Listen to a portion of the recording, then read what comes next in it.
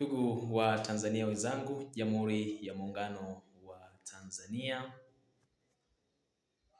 kazi iendelee.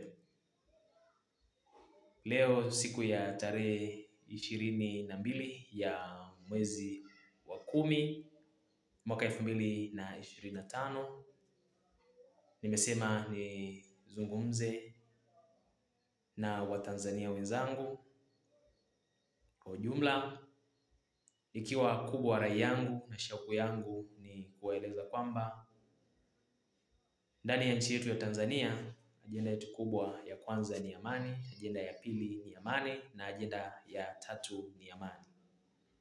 Kama basi hivyo, tutambue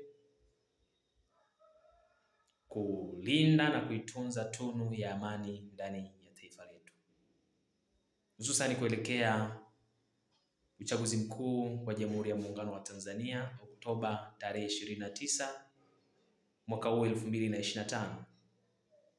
Sisi kama Watanzania ni lazima tutafakari tulipotoka, tulipo na tunapoelekea, kwa kutambua zawadi kubwa hii ya amani iliyoasisiwa na viongozi wetu, lakini hususani iliyoasisiwa na hayati Julius Kambarage Nyerere, ambaye leo hii ametuachia tunu hiyo.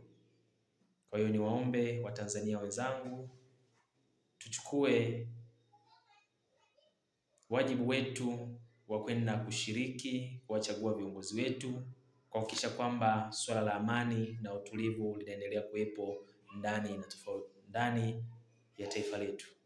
Tuondoe tofauti zetu za kiitikadi au tofauti zetu za kisiasa ambazo zinaweza kupelekea kuipoteza amani hii ya taifa letu. Niwaombe viongozi wote na wananchi wote kwa ujumla, hebu tutazame namna ya kuilinda amani ya taifa letu, na tuende tukashiriki uchaguzi wetu kwa amani na utulivu, ili tuweze kuwapata viongozi watakao kwenda kutuletea maendeleo ndani ya taifa letu. Baada ya kusema hayo, niseme Mungu ibariki Afrika, Mungu ibariki Tanzania.